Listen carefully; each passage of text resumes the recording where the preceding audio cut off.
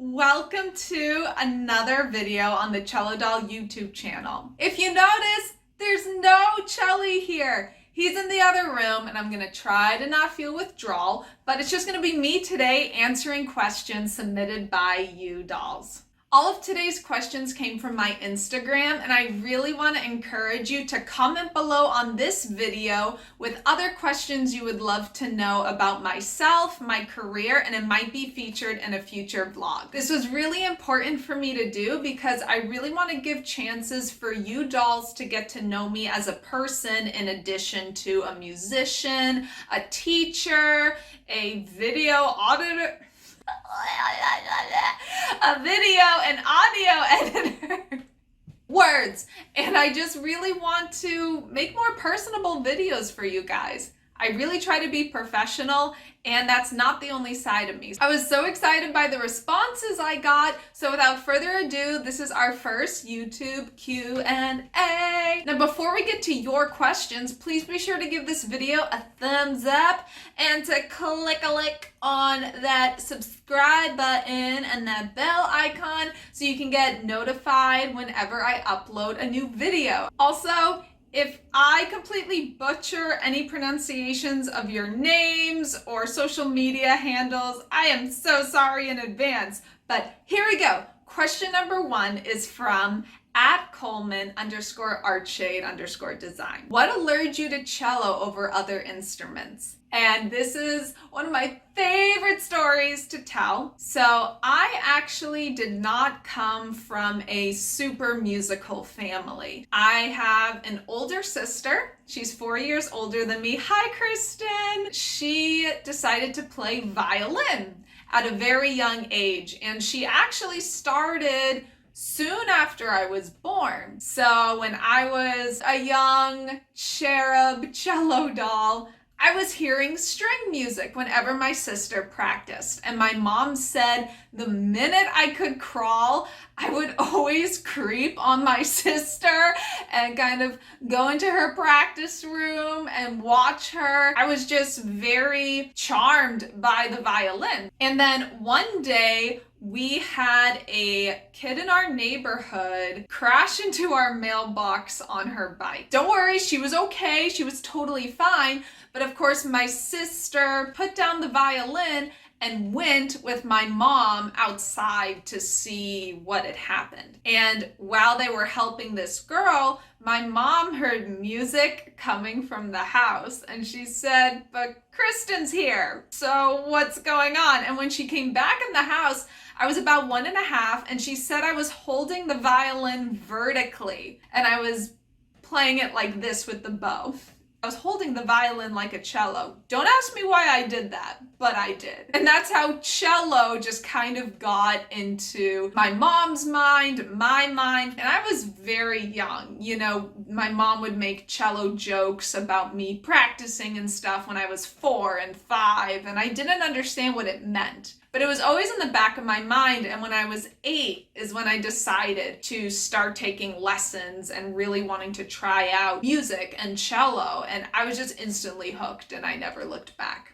Next question is from @brihonyjean. Brihonyjean, again, I'm not sure, but they ask, "I'm curious to know what type or brand of cello you play and its history." So I get to spill the dirt on Chelly when he's not here. Chelly, fun fact, has an unknown maker. Most cellos, if you look inside the body through one of the F holes, you can usually see a piece of paper or a tag, and it will say the maker's name, the country, and the year it was made. Those are some of the details you might find in an instrument on its card. But for Chelly, he's a mysterious fella and he doesn't have one of those identifying tags. So I ended up purchasing Chelly from a private luthier in the Boston area. Luthier is kind of a string doctor, string instrument maker. that's their specialty. My cello was purchased by this luthier from an estate auction. So all he really knew was that this instrument was sitting in someone's home and hadn't been played for a really long time. However, based on a string instrument's body shape, varnish type, and varnish coloring,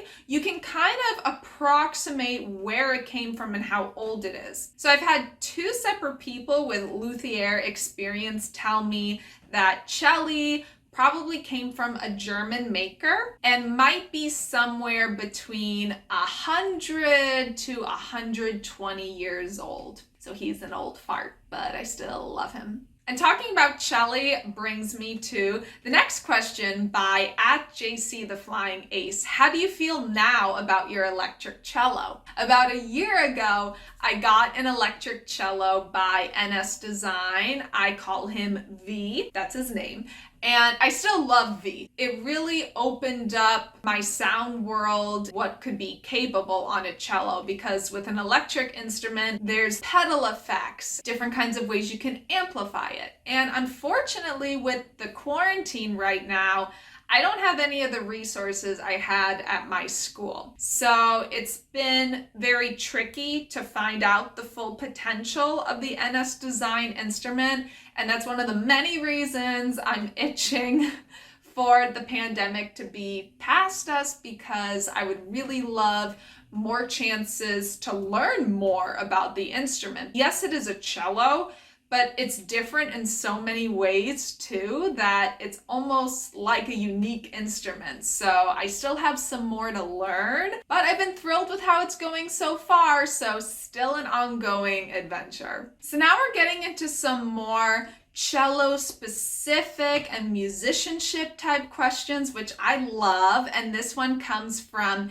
@keikobernal. Really hope that's how you say it. How do you cope with recording nerves? And I think this is a fabulous question, especially being in quarantine. Musicians are having to do a lot more video and audio recordings. Honestly, there isn't really a secret other than just doing it more. Having that experience and doing it more often and more frequently, it's not going to seem like this high pressure, special, scary, rare opportunity that I gotta do for this big thing. The more you do it, the more it's gonna be normalized in your mind. And that was also kind of a hidden benefit I never predicted by being Cello Doll. I was so nervous to initially post videos of myself on my Instagram. Then the more I did it, the more I started feeling like it wasn't such a big deal. I still had high standards for myself, but the actual experience of doing it, putting up my phone or my audio recorder and pushing that red button, I started noticing that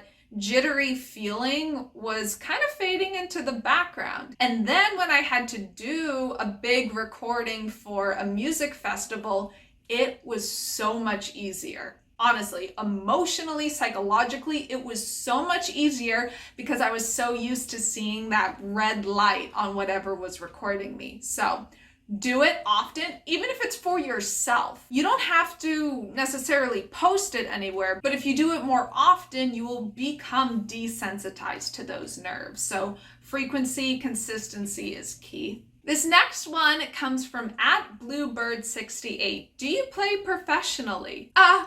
Yeah, there's no way this is a hobby. I put so much time and hours of work, not just practicing, but editing these videos and the audio for my music videos.